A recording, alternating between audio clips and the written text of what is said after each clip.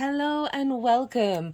This is the All 12 Signs video series for the spring equinox that's happening either on the 19th or 20th of March, depending on where you live. Today's the 19th, so there's a chance you might be watching this after the event. That doesn't matter. This is part of a longer cycle.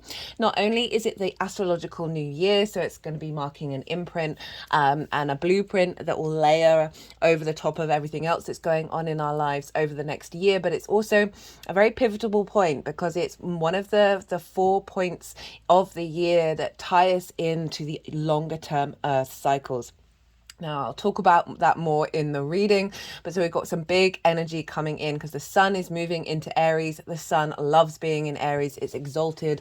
And so that means all the energy of the sun is raised on high. Dia, Shuli, Mariana. My name's Chloe. I work with card divination, astrology, and I channel energies through my body. You just heard some of that. So I do physical and vocal light language. Whether you're consciously aware of what's going on, I'm working with energies from different dimensions to help us heal, help us clear stuck energy, and open up portals to source to get us in alignment with our soul's frequency in this incarnation. So activation codes can come through. So as I said, whether you're consciously aware of it or not, they're working with your higher self and source to help facilitate the highest frequency, the highest timeline. Right, for those of you who know your time of birth, I do recommend you check out the sign that falls in the first house first. This is called your rising sign, where your ascendant is. The astrology will link in closest and clearest with that sign. However, it does not invalidate you looking at any other part of your chart. Perhaps where your Mars or your Sun are, because they are getting activated. Mars rules Aries. This is a Sun transit, a solar transit. So just look to wherever that sign falls in your natal chart. Look to the house that it's in, the themes of that house, and you want to apply those themes as well as all the meaning that's going on in that sign in your natal chart to the messages that come through. It will be as if it's now moved to the first house. So the astrology will still link in. You just got to add on a little bit more on top of it from your personal chart. Right, I'm going to keep this introduction short and sweet and get on for reading for Libra and Virgo. Libra rising. How you doing, Libra? Well, okay, we've got this spring equinox, which is opposite your sign, Libra. You have the autumn equinox here in the northern hemisphere. Obviously, that's reversed in the southern hemisphere. This is a reading for the spring equinox, and this is what happens in the northern hemisphere when the sun moves into the sign of Aries. So wherever Libra is in your chart, we are dealing with an opposition here. Right, so there's stuff going on opposite your sign, and oppositions are all about balance and commitment, and they can bring up some restrictions and limitations. They highlight where we're out of balance, and that can help bring you into balance of realizing Libra and Aries are two sides to the same coin. You're both cardinal energy, but you do it from different perspectives, which is why there may be some little difficulties, and it's all about acknowledging that there are different ways of doing the cardinal energy, which instigates, there's a leadership quality to it. Now, the spring equinox, for me, this is, we're dealing with the astrological new year as well. And so we are entering in a new phase, a new resurrection of the self, the I am.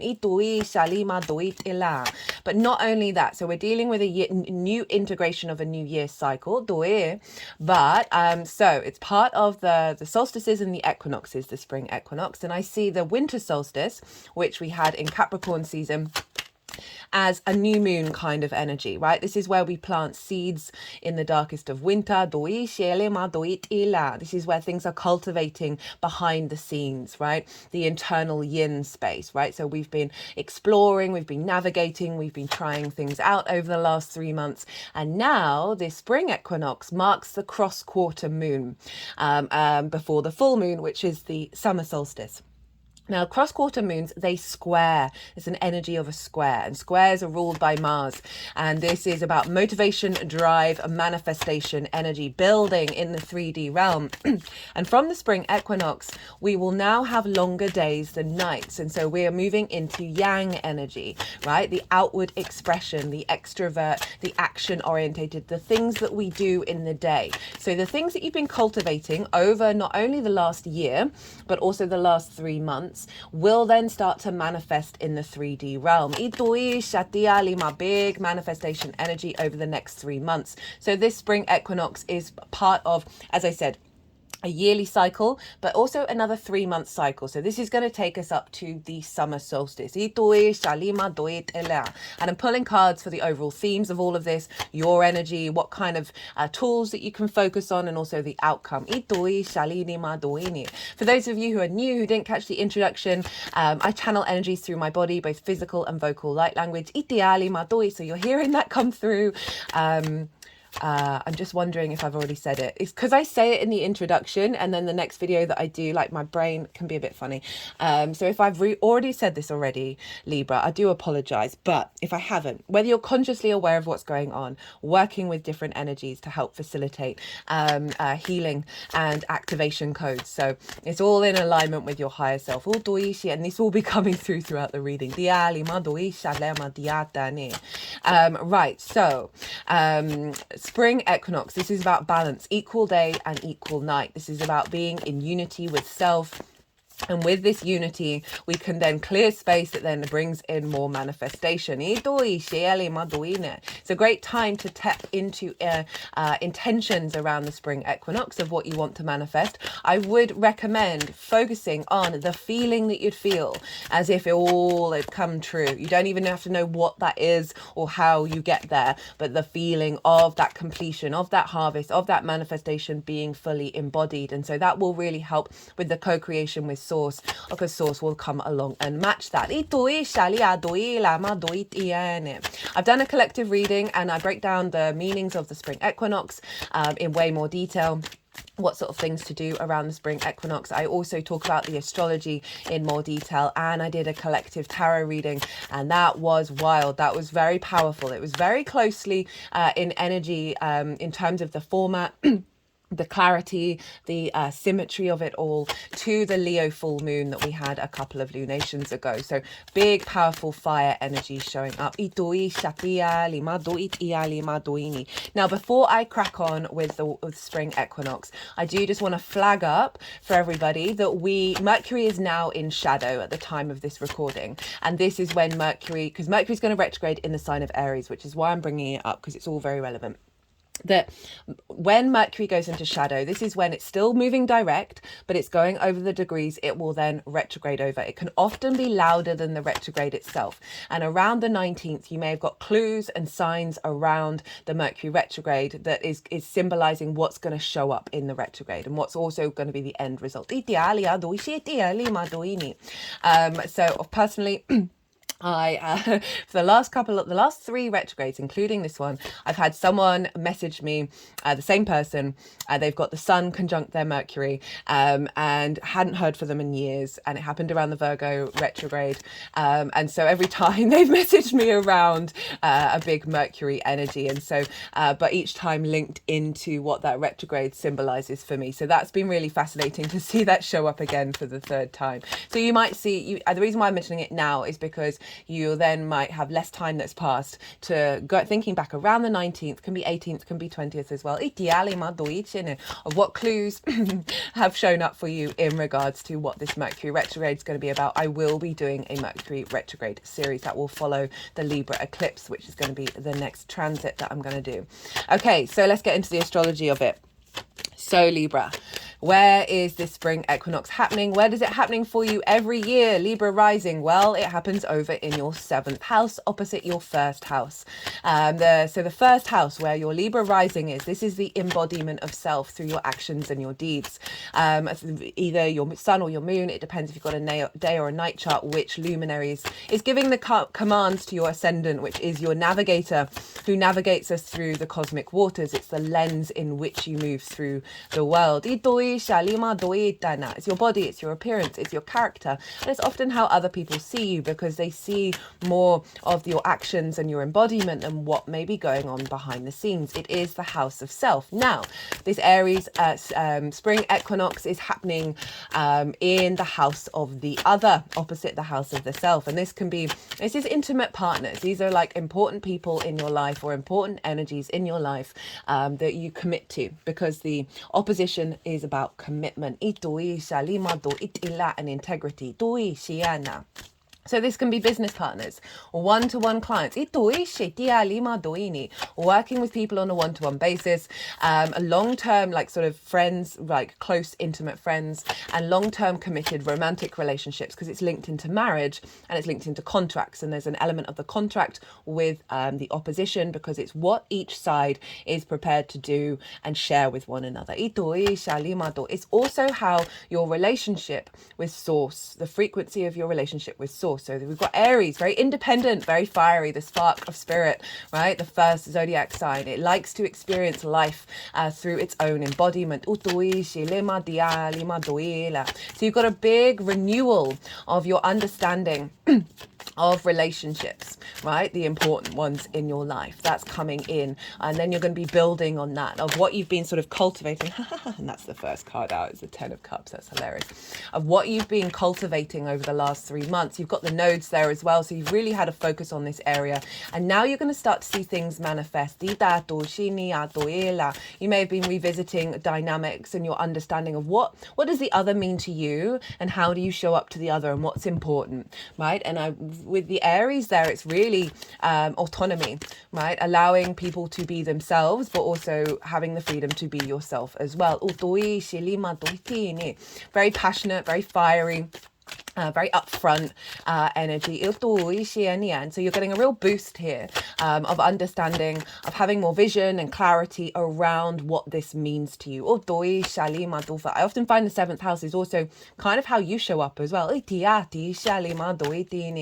what's important for you in terms of those more intimate relationships. It's not the dynamics, that's over in the 8th house. So this, what else is going on? Let's talk briefly about the astrology. So this is, and let me remind you, wherever Libra is in your chart, you've got this opposition. So we want, that will rewind me. You want to be able to be in balance here. So Libra, this is not about self-sacrificing yourself to the other, which is what you're learning with the South Node in your sign and the North Node in the 7th. Because while you've got this focus on the other, it's helping you recalibrate yourself and making sure you are not people-pleasing to the extent that diminishes yourself. It's helping you navigate your ability to work through conflict and find a bit more balance with that sometimes conflict is important in order for relationships to evolve, right? For us to not be in fear of it and not worry that we will lose that which we have if there is conflict. And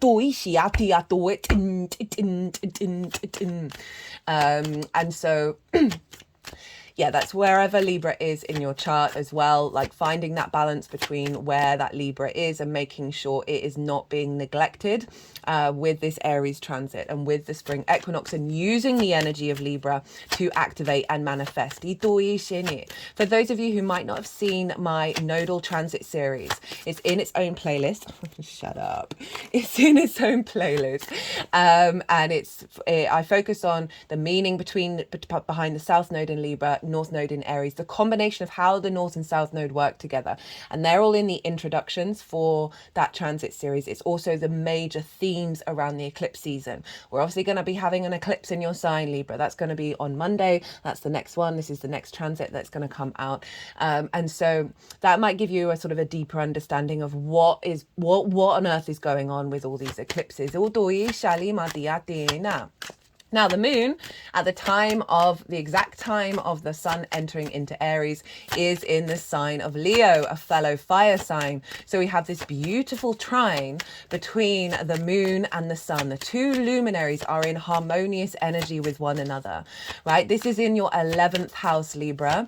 This is about your hopes and your dreams, your friends, groups and alliances, and reaping the benefits from your 10th house, which is your life purpose, your career, right? Your visibility. Now, the moon, our intuition, our unconscious spaces, where are our needs being met, are in harmony by trine, which is an aspect of Jupiter, who is a benefic planet, a yes planet. And so a trine, it brings things together in order to elevate and expand and bring wisdom and faith and knowing. And with that knowing within ourselves, deeper confidence and flow can come with us, a sense of ease and joy, and often opportunities, and then luck. You feel very lucky with this kind of energy. There's just is an ease of flow. So things come together a lot easier. And so it's great that we've got the two luminaries in harmonious aspect with one another, influencing this next cycle. So the moon over in your 10th house. Intuitive clues can come through around your ability to manifest your hopes and dreams in relationship to the other, and whether that is releasing old dynamics that don't serve you, or noticing and having clues and seeing signs and synchronicities around what people in your life, your connection with source, are going to serve facilitating your hopes and your dreams. Where you're in alignment. Oh God, they're quite rampant today. That sort of big manifestation earth energy that just came through. It's the yang energy that I work with at the moment. It's all about earth protection and earth manifestation. Now, this also can be for some of you, like say you work one-to-one on people with people in terms of your career. Now the moon being there is sort of your needs being met from from the one-to-one, from the other. They're meeting your needs in terms of what you're reaping from your 10th house.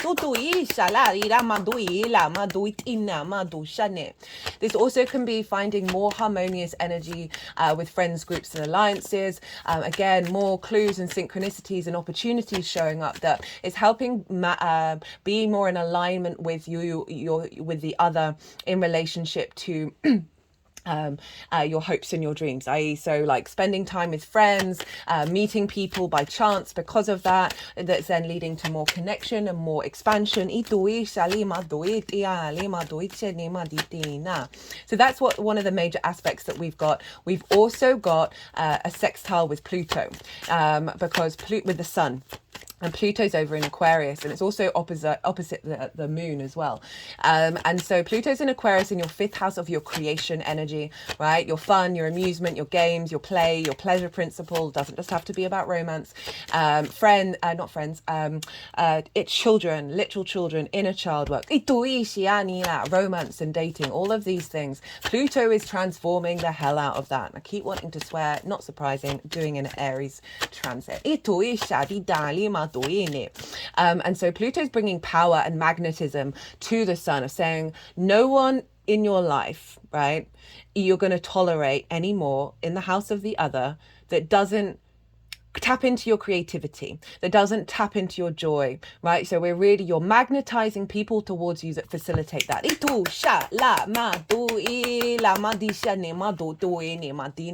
Not only that, but Mars is there in the sign of Aquarius, and Mars traditionally rules Aries, and so Mars is influencing what's going on with Aries. So Mars is also making sure that this is an alignment, that your actions and your motivations are bringing about more joy, bringing about more creativity and more pleasure and fun and amusement into your life. And this is really giving a really strong sense of fulfillment, right? A strong sense of emotional connection. And I'm saying that because you do have like the 9 and the 10 of cups, of your ability to find more flow and then bring in more activation when it comes to other people, in order to make sure they're not diminishing this building of this power that you're having with both Mars and Pluto imprinting into this cycle.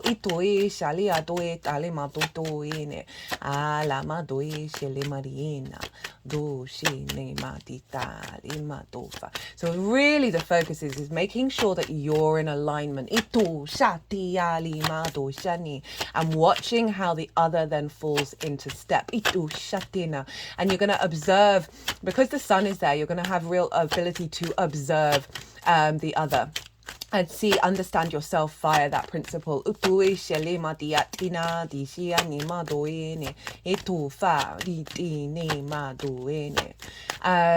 what else did I want to say? Whoa. Libra, what is going on? There's some other stuff there's so much else going on as well, which I talk about in the collective reading. I do want to try and keep this super simple because I am aware that a lot of my readings are very long and not everybody's got the time, and this is some big energy that's coming through. I want you to trust in yourself, trust in your instincts, and allow things to unfold. We're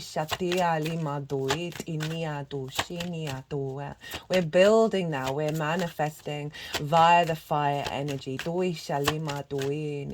And there is an element of where this is through the understanding of self that we do this. So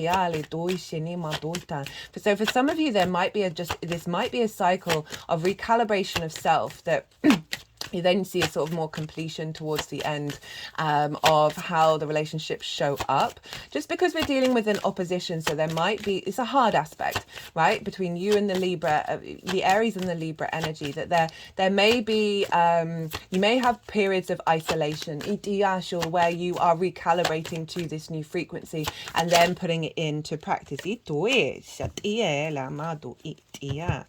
Whoa. Okay. Diala. Dia tuitishi me tua. Ela dishi ne matue dine.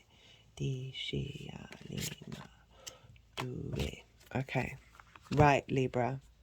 You've got some cards. You've got some cards. And they wanted to cut the deck, and then we've got the 7 of Wands now at the bottom of it.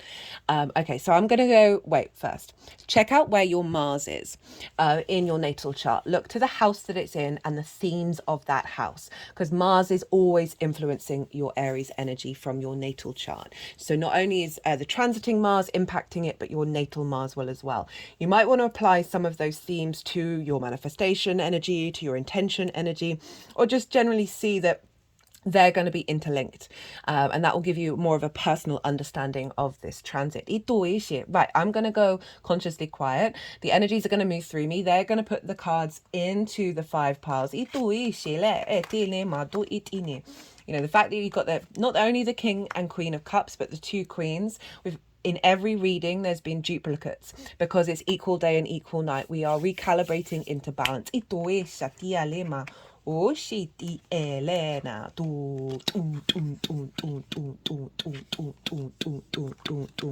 Ishiali Utufiala Tushinima Itumitiali Etumiatila Dishitum Puntina Tilama do Ilema O tu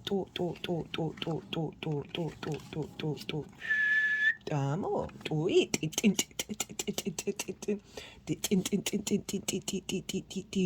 Dina ma to eat Dina dini Dina Udui Shitia Liama. Okay, let's see. So the perfectionist in me is going to come out. Sometimes this has been working so smoothly, and other times, bit of a struggle bus. So we've got the Queen at the beginning and Queen at the end. Loving this.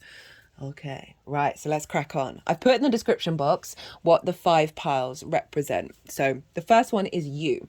What energy is coming down and showing up for you for this spring equinox that you're embodying over the next couple of months? As I said, it's also a part of a longer term 12-month cycle as well, because it's the astrological new year. We've got the 5 of Pentacles and the Queen of Cups, and this is saying, she's looking at that 5 of Pentacles. The 5 of Pentacles represents scarcity.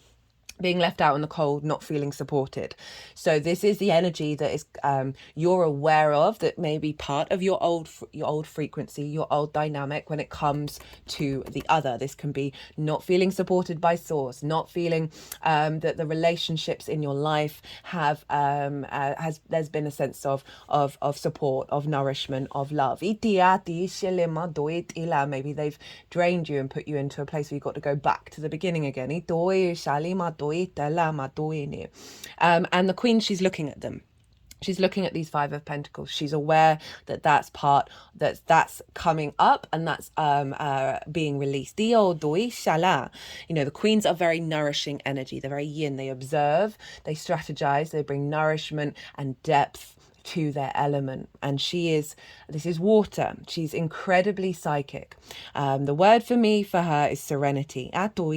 She is so at peace with her environment. Her foot is turning into the ocean, right? There isn't a cloud in the sky. There isn't a wave on the sea. That she's able to see really, really far, right? Perspective, right? She can intuit what's going to happen in the future, and she is serene. So it's moving away from thinking that this is always going to be the case. And she is tending to your emotional body to help nourish that and help you tap into your intuition as you unfold over the next 3 months, as you build and integrate this new understanding of yourself in relationship to the other. So your energy is very nurturing, very nourishing, but also helping you realign your intuition. So we're no longer falling back on the intuition, seeking the scarcity, right? Seeking the lack of support. We are moving away from that. What is the overall theme of this transit? Well, it's the Nine of Cups, and what a fantastic card to show up for. This is a sense of inner peace, inner gratitude, and inner abundance, of you feeling good about yourself in relationship to the other. They're moving it around the throat chakra, and that was a very strong energy that came in the collective reading, because we've got Mercury there, conjunct the North Node, conjunct Chiron, that is activating old wounds, activating old pathways that have diminished our ability to speak our truth with the other, and just in general, but for you with the other, of having more confidence in yourself, of being able to express it and moving away from conflict. So fantastic card to show up of, it doesn't necessarily mean that new relationships are gonna come into your life, okay? I always want to paraphrase that, because this is about you. This is about how you feel. And so if you're building on this, if this is the theme, this will then, by its very nature, because you're embodying this, draw towards you that which brings fulfillment. You feel content, you feel whole, you feel complete. And with that sense of completion, we are no longer bringing towards us relationships, whether that's a business partner, clients, whatever it is, that then recreate that scarcity. The focus. So the focus of this transit is moving from the Queen to the King, right? And the King can only act in its own glorious way with the depth of knowledge and the sustenance of the Queen. So you've got that already, and you're building towards the King. The King is very much in emotional control, right? They're sitting on what looks like a stone throne on an ocean, right? There's big waves going on. There's a bit of a storm. We've got this ship and this sea creature. That this ship, I should imagine, might think that this sea creature is going to have a big impact on whether they survive or not, right? And so this figure is not bothered by any of this, right? But highly psychic, highly intuitive, right? So this is you being very able to take action based on your intuition from a healthy place. This is the focus of the transit. And also what you want to then focus on, if you may be feeling a little rocky, is like you have an inner calm within you. Cultivate that where that may be through meditative practice of tapping into your intuition, allowing your intuition to move through you. It can do it on the little things. Focus on little things and then see how that unfolds. But overall, the focus of this transit is bringing you into the King of Cups, of you then knowing to take action. You then knowing through your intuition where to move, where to respond, what relationship relationships to stick with, what relationships to activate. And you being seen more, there's a more sovereignty in your nature. What is the tool? Well, it's the High Priestess. Now, this is Intuition 101. This is our higher self manifest out in tarot. This is more of the yin energy, even though we're dealing with a very yang action space, but it's come through very loudly in all of the readings. There's big yin. Because we've got a fair amount of stuff going on in Pisces.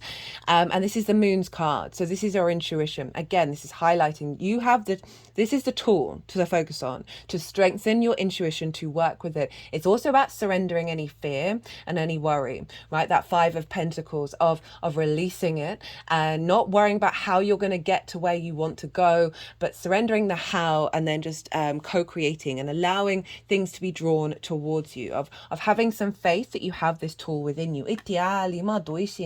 But also because it's coming up in the tool pile, of utilizing, of working with the High Priestess, working with your intuition, working with nourishing your needs in an internal space, and then seeing how that manifests out in the world. Now, we've got the 7 of Wands at the bottom of the deck. They cut it, they wanted that card. And this is all about, it's kind of tying in with that 5 of Pentacles of with the other, of feeling like in competition, of not feeling steady. This figure is on the higher ground. They have something of value, but they are very unsteady. They're feeling like they've got to be in battle mode. And this can often be our dynamic with the other, of that scarcity, that sense of, can I just be me? I'm super hyper aware of everybody else, especially Libra energy, can be highly socially anxious and just be aware of everybody else rather than themselves. And so with this card showing up saying this is what's being released, and you are then going to be able to be confident within yourself, of not feeling like you've got to be in battle. Now, how the outcome, whoa, we've got the Hierophant, this is Jupiter, 10 of Cups, and the Queen of Wands. So we've got those 2 queens. The Hierophant, this is about commitment. So for some of you, this can be through your journey of self. You are manifesting into your life relationship, whether that's a business partner, friend, romantic relationship, your relationship with source. This is bringing in a level of commitment that is accentuated, that's been elevated. This can be relationship dynamics that are in your life or bringing new ones in. But overall, there's a level of commitment here. This is Taurus. Sorry, I said this was Jupiter. This is Taurus. Where Jupiter is. But this figure knows themselves. And through the knowing of themselves, they understand the divine. They understand the journey that you've got to go on. But there is this real sense of commitment to you feeling good in the 3D world, Taurus energy. And you embodying a higher level of wisdom with your understanding of yourself and the other. Whether that's with source, whether that's with other people. But overall, you've got this balance and this strength of commitment to yourself with the other. For some of you who have clients in the 7th house, this can be an elevation of how they witness you and how they see you as the Hierophant, right? It's the Pope. So there's this element of wisdom that comes through in whatever service you're providing. And this also can be in alignment with this rather than relationships, like romantic relationships.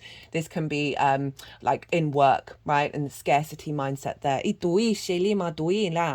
Because remember, we're also dealing with the 11th house where the moon is, of hopes and dreams and reaping the benefits from your career and your life purpose. Got the 10 of Cups and the Queen of Wands. So 10 of Cups, this is moving from the 9 of Cups, of this inner contentment, and then seeing that contentment in the outer world, right? This is the only rainbow in tarot. For me, the rainbow is the chakra body and alignment. And chakra in Sanskrit is wheel. And these all look like wheels, the vortexes that are turning and spinning. They're all in alignment. And through this journey of you finding more confidence, finding more maturity, emotional control when it comes to the other, we can have so many difficulties with that. We want to be seen, we want to be loved, all of these things, and it can lead to an inner imbalance because we're seeking it from the outside world rather than cultivating it within.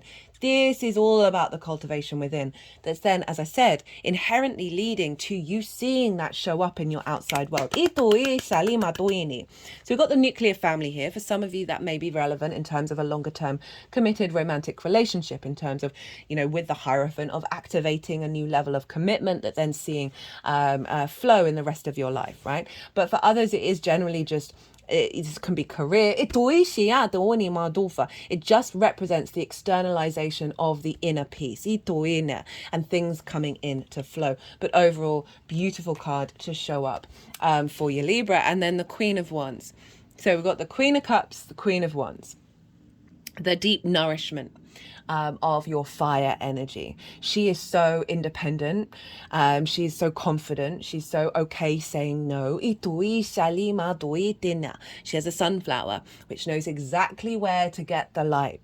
So again, this is your instinct that you've been building with your intuition, your instinct of knowing what other is serving your soul's frequency, right? So we have so many soul energies that are here for collaboration, and so many soul energies that bring up a lack of collaboration, a lack of support in order for us to understand what we truly need. Queen of Wands, she knows instinctively how to nourish and nurture herself. She's very creative. She's very independent, as I said, very entrepreneurial. So again, there's a real sense of you being able to hold your space, hold your own nourishment with the other, right? And this is such a beautiful, passionate energy. She is not self-sacrificing. She's very confident in who she is, and she's drawing things towards her. That spark, that spirit. Right, Libra, I'm gonna leave it at that. I'm trying to keep these as short as I can, although they are, as always, getting longer and longer the more I go through the transit. I hope you enjoyed this reading. If you did, don't forget to hit the like button. It's always an honor and a privilege to read for you. And there will be the Libra eclipse transit that will come out after I finish this one. So that's a big deal for you. You've got a completion energy happening in your Libra area of your chart. Be good to yourselves, Libra. Be good to those around you. And most importantly, be well until we meet again. Virgo rising. How are we doing, Virgo? So for those of you tapping into the Virgo energy and it doesn't fall in your first house, you want to look to where Virgo does fall, what house it's in, the themes of that house, and apply those themes as well as all the other meaning that you've got going on in the sign of Virgo to the messages that come through. It will be as if that that's the next one, Virgo energy has now moved to the first house. So the astrology for the Virgo risings will still link to all of wherever your Virgo is in your natal chart. You just got to add on a little bit of natal chart mass on top of it, right, Virgo? So Virgo and Aries are in conjunct one another, regardless of wherever Virgo is in your chart. Now, I love in conjunct energy, but it can take a little bit of effort to get into gear, right? Because we're dealing with 6 different energies trying to work together. Virgo, you are mutable earth and yin in nature. Aries is cardinal fire and yang in nature. So we've got 6 different things that are like, what on earth is going on? How does this even work? And what you really want to know is that basically you're herding cats. Okay, so you're trying to figure out how to navigate all these 6 energies together, and that can take a while for them to sort of acclimatize and appreciate each other's perspectives and then start to collaborate. Now, it's not a traditional aspect, and so when we work with this energy, when we activate it, when we realize there may be some crossed wires, there may be some difficulties, it may take in a little bit more effort, but once you kind of figure out how to work all of these together, this is when the sort of maverick energy comes through, more sort of innovative, inventive energy, because we're breaking against tradition. That's striving against all odds. And it can be a lot of fun. Oh, hello. Oh, what we got here? Hello, Virgo. So that's what's going on wherever Virgo falls in your chart. Now, Virgo rising, where is this spring equinox happening? It happens every year for you in your 8th house. Now, the 8th house is the house of transformation. This is about the outside world's resources. And through the give and exchange between you and anything other than yourself, we transform through those actions. It can link into mortgages, loans, taxes, commissions and bonuses, sort of more one-off things, or where you're dealing with the resources from the outside world. It is also about your relationship dynamics, both time, money, things, energy, intimacy, the give and exchange between you and anything other than you. And I forgot to mention, it's about inheritance, both cosmic and 3D inheritance. And now we have the sun moving in there. We are getting an activation, it's the astrological new year. So we're getting a reboot, we're getting a resurrection of the self, the I am of it all, that Aries energy, and it's also the spring equinox. And so this is one of the 4 points of the year that ties us in to the longer earth cycles. Now I see the winter solstice as the new moon energy. So this is when we plant seeds, we plant intentions, and things are building, things are growing, we're figuring things out, we're seeing what works and what doesn't work. And it's often quite more behind the scenes because it's very yin energy when we have longer nights. We're cultivating, we're observing, we're strategizing. And now, from the spring equinox, this marks sort of like a cross-quarter moon. It's a square energy, right? And now, from the spring equinox, the days are going to get longer. And this is when we move into yang space, the extrovert, the outward expression, things we do in the daytime. We're building, we're manifesting, we're seeing things that we've been working on for 3 months from the winter solstice, as well as everything that's culminated from the last year. Now with the work that we've been doing, now that's getting activated in the 3D realm. So we're heading into a big manifestation cycle over the next 3 months. And I've done a collective reading. And that's where I broke down the astrology in more detail. What's the spring equinox all about? What kind of things to do? I also did a collective tarot reading, which was wild. I haven't had one like that since the Leo full moon, where there was such a clear message and such symmetry in the cards. It was really very, very powerful. And so we've got this being activated. So if you want to check out in more detail about the spring equinox, go look at the collective reading. And in this reading, I will be pulling cards. There's going to be 5 themes. We've got what energy is showing up for you that you'll unfold over the next 3 months. The theme, the focus, the tool, the outcome. For those of you who are new, who didn't catch the introduction, I channel energies through my body. I've been doing physical light language for a while now, and now I'm doing vocal light language. I'm still integrating that, and all of that comes through in these readings. We're working with multi-dimensional beings to help us heal, help us clear stuck energy, and bring in activation codes in alignment with source and your higher self to bring in integration. So they'll come throughout the reading.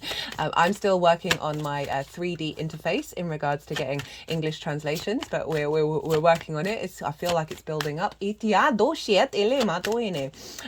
Right, so let's crack on. Where is this happening for you?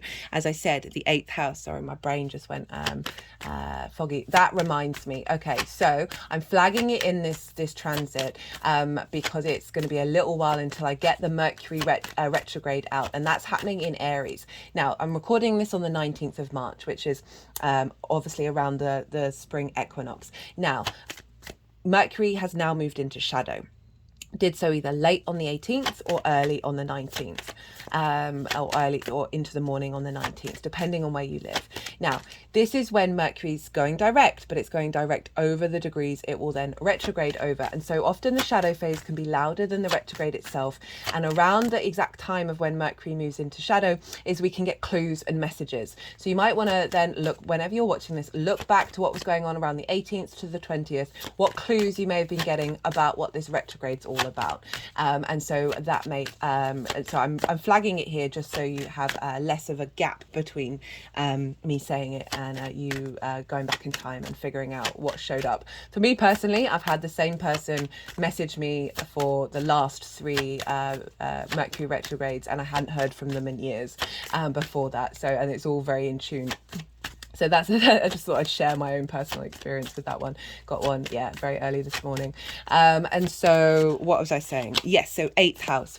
So this, a reactivation, a revitalization. It's also, spring equinox is being tied into Easter, obviously, in a lot of other traditions. It's the Persian New Year, which is linked into Zoroastrian, which is the longest running religion that we've had on this planet that we're consciously aware of, which is very much about duality and fire. We've got equal day, equal night, are bringing things into balance in order to create space and manifest. So in the 8th house, this can be a realignment with your relationship with the outside world, anything other than you, a release of any sort of scarcity complexes. It's a very magical house because it's your relationship dynamic with source, right? Edgar Cayce had a very powerful 8th house stellium, and he was one of the most famous psychics, and he was able to utilize the resources from the multidimensional sphere. And so this, you can set intentions and manifestations around connecting to this, strengthening your relationship dynamics,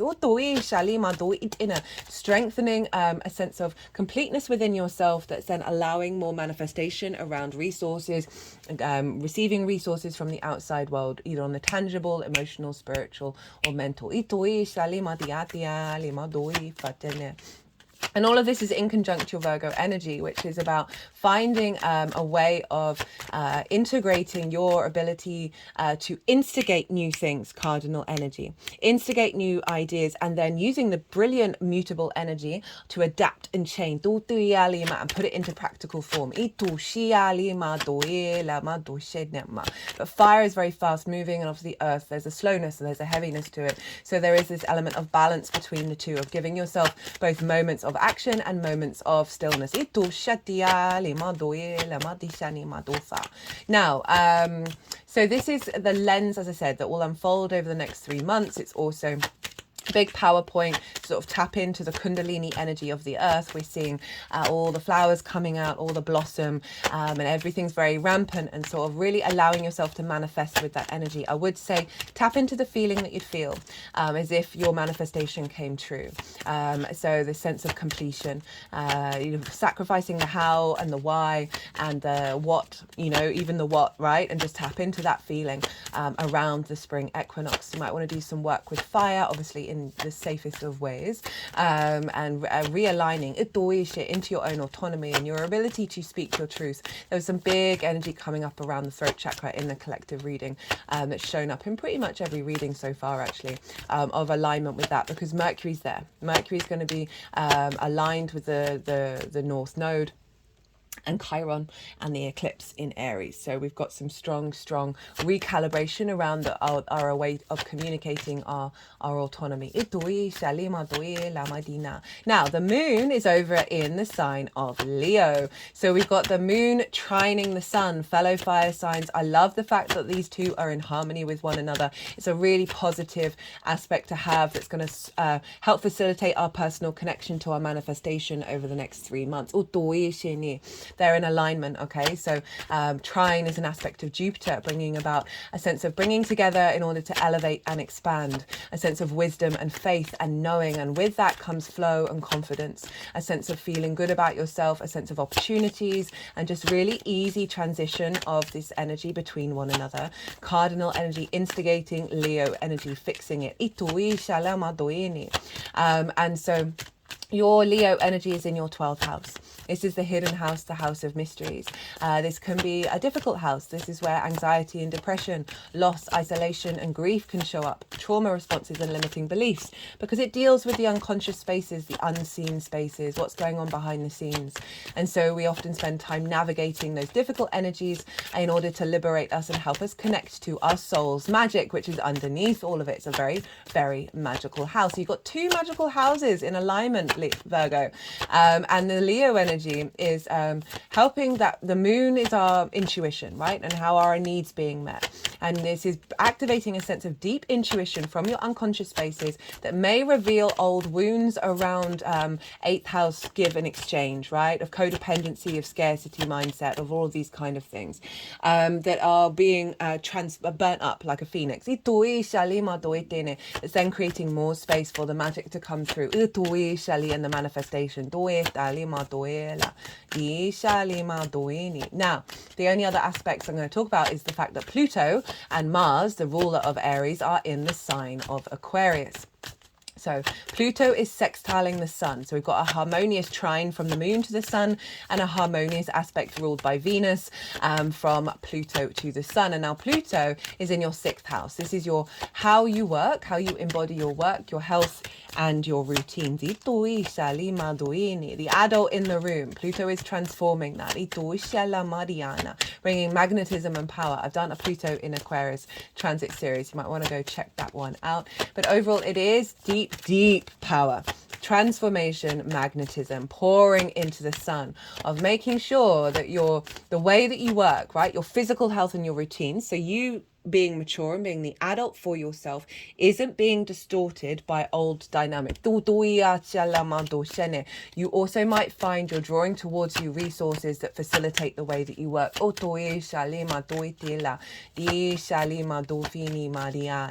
finding new frequencies to collaborate with.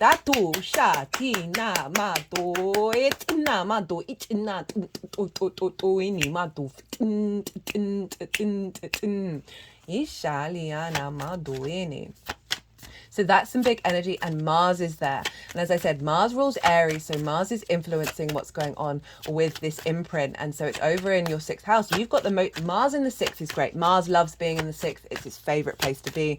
The sun is exalted in Aries. So you've got some really supportive energy showing up for you to commit to building.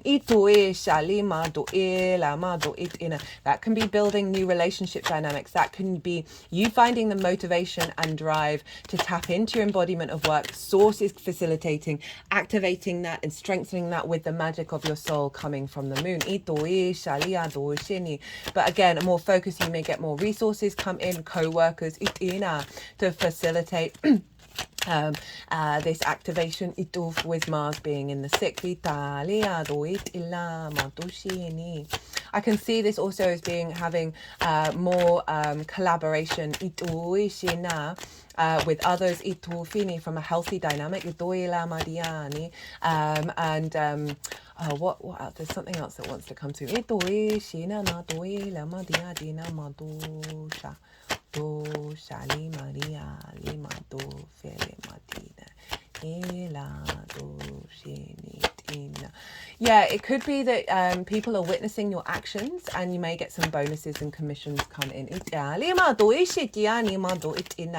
That reflects the power, so that Pluto, that magnetizing of the reflection of your the way that you work being visible and being appreciated.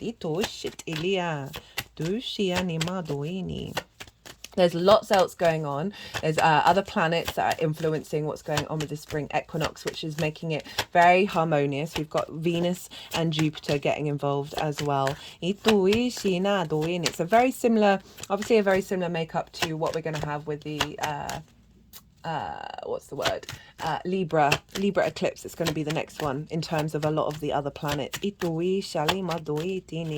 might want to look to where your Mars is in your natal chart.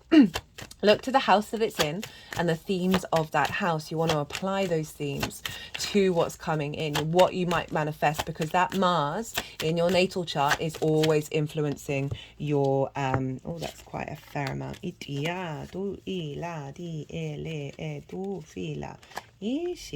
2 3s. 1 2 3 4 5 6. Which ones? Sorry, I'm just closing my mind to letting them fit in there to see what words, which cards. I'm trying not to focus on what the cards are and see what energies want to play with them.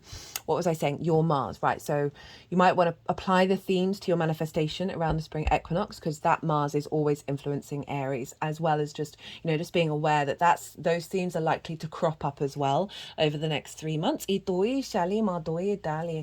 Of how you operate and how you work with this spring equinox energy. Right. I've said everything that I want to say. Perfect timing with those cards. So I'm going to go consciously quiet now. The energies are going to move through me. They are going to put the cards into the 5 piles. And then I'm going to bring in the tarot.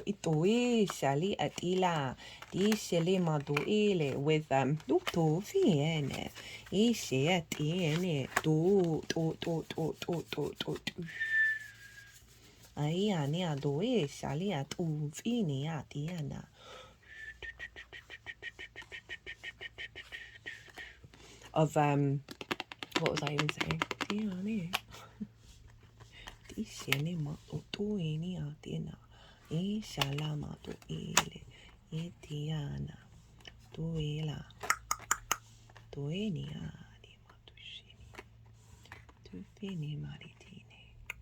Can we see the cards? Yeah. So we've got the 8 of Swords in reverse on the bottom of the deck, and that came up in the collective reading. It's a big release of old constructs, old illusions. The cage is falling away. We're bringing in a lot of autonomy here. So the energy of you right, with this transit, how your energy is showing up for this transit is the 9 of Swords and the 2 of Swords in reverse. Now, the 9 of Swords, this is worry and anxiety, especially over things that we don't necessarily have control over, and we can get stuck in a loop of a fear mindset of because we're focusing on the worries. Who is it that said this? Was it Michael Beckworth? I think he said it was something that really stuck with me years ago, is worries are just prayers in reverse. And it's so natural for us to worry because we're constantly trying to figure out how to fix things. But we can get stuck on a worry loop, even if it's just deep in our unconscious spaces. That with the difficulties of the 8th house, of not having the support, not having the resources, not feeling your relationship dynamics are in balance. Like, I'm worrying about, are you going to get what you need, right? Are you going to be able to thrive? We can have a lot of fear and a lot of scarcity mindset in the 8th house. And this is worrying about how it's all going to unfold. And the fact that it's come with the 2 of Swords in reverse is saying you're kind of really over this. You know that this transit is releasing this for good. The 2 of Swords, because this is about pause. This is about recalibration and figuring out which perspective you are of your new being that you're taking into the new landscape. And this is in reverse. So it's saying you know who you are. Right, so this has been building, and you know who you are. This is now about the implementation of it.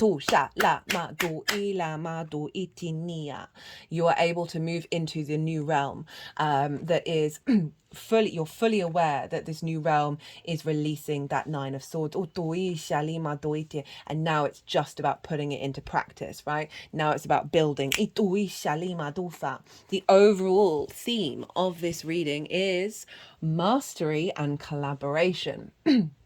So this figure knows what they love, knows what they do. They're not bothered by what the outside world gives them or thinks about them, and they've really cultivated a sense of inner mastery. And because there's this sense of completion within them, they are drawing towards them others who have different things, different skills, in order to create something beautiful and long lasting. So this can be other skills and resources that you have. This can be with source energy. But it's linking in back to what I was saying about the 6th house of work, right? And co-workers. And so there's an element of whatever's coming through with this transit is the theme of it is bringing about a sense of collaboration. So not worry, not anxiety. You're at peace with yourself. You're not worrying about all the other parts fitting in because they're coming towards you quite naturally. You're building on this energy of collaboration with the resources from anything other than you. And those those old patterns, right? Think about the 12th house where the moon is. It's often a place where we sleep. It's the sleep, it's the unconscious places. Those old patterns. There's a confidence here with this Two of Swords in reverse of being able to leave those old patterns behind as you journey through this. So I'm getting really fixated on that being right. Yeah, model. There we go. And so this is great for the 8th house, which is the give and take between you and anybody other than yourself. And the fact that this is the card of mastery, this figure isn't bothered, is very confident within themselves. So it's not about self-sacrifice. It's not about relinquishing self. It's the empowerment of self, and then that is bringing in collaboration. Now, the focus is the sun, right? The vitality, the vision, the clarity. And this is the focus is to see the light, right? You see the difference between that and the 9 of Swords, which is full darkness. We are now, the focus is of you embodying the light, you integrating it, having the vision, having the clarity, having the joy along with it, right? Rather than seeing problems, you're seeing creativity. You've got a lot of strength, a lot of vision and animation around bringing this into being of, as I said, clearing out those old patterns and allowing your light to shine through. This is obviously linked into the sun itself, and the sun rules Leo. And so the sun is influencing that moon. So it's really saying whatever's going on in that unconscious space, we are shining a light on it. We are bringing vitality and a sense of joy moving through the world, a sense of joy with the resources rather than this fear and this anxiety of shoulda, woulda, coulda, what ifs. Now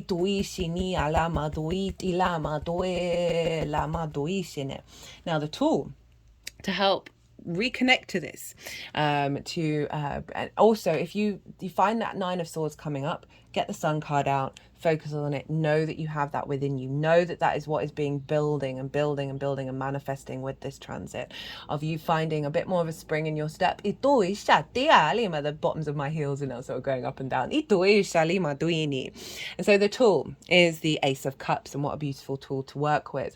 And this is saying always reconnect back to your sense of abundance, right? Rather than the scarcity mindset, the fear mindset. We're tapping into abundance and tapping into how we feel about that, right? We've got the Dove of Peace, of bringing in a more stability, more comfort within yourselves, right? Even if things aren't necessarily always going to work in the way that you expect, right? Expectations and assumptions can really send us a little bit loopy.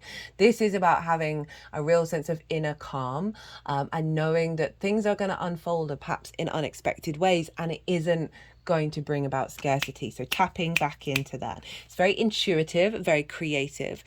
So tapping into your intuition to help understand that you are entering a new cycle, right? It's an ace. It's a new beginning.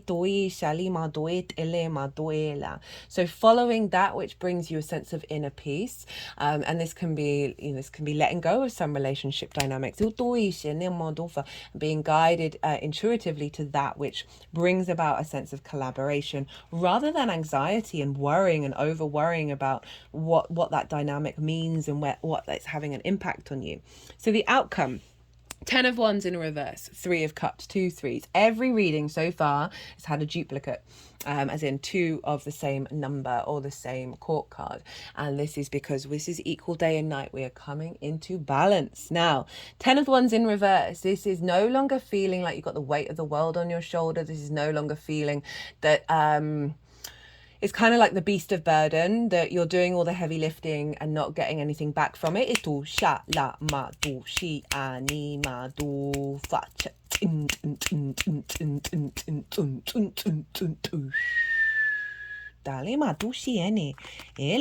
Do you feel it? I'm just sort of putting the card over the third eye. That there is no longer this sort of heaviness when it comes to you interacting with anything other than you. I'm not surprised the 10 of Wands is showing up for you Virgos, right? Because Virgos are very good at facilitating and helping others. And so often they can feel like got all the ones. They're carrying absolutely everything, and that they can't enjoy life, right? So this figure can't even see that there isn't a cloud in the sky. It's a beautiful day. It's all about perspective. And this is in reverse of saying that that weight is gone. It might be you still have the same amount of responsibilities, but it's the reflection of it. And the fact that it's coming with the Three of Cups, so 2 threes, there's an element of collaboration here and support. And your being celebrated. They're being more flow, right? That sixth house of work, of shifting, of frequency, of there being, whether this is energetic support from your guides or from source or from the 3D realms, they're celebrating, there's abundance, they are in union with one another, there is support, right?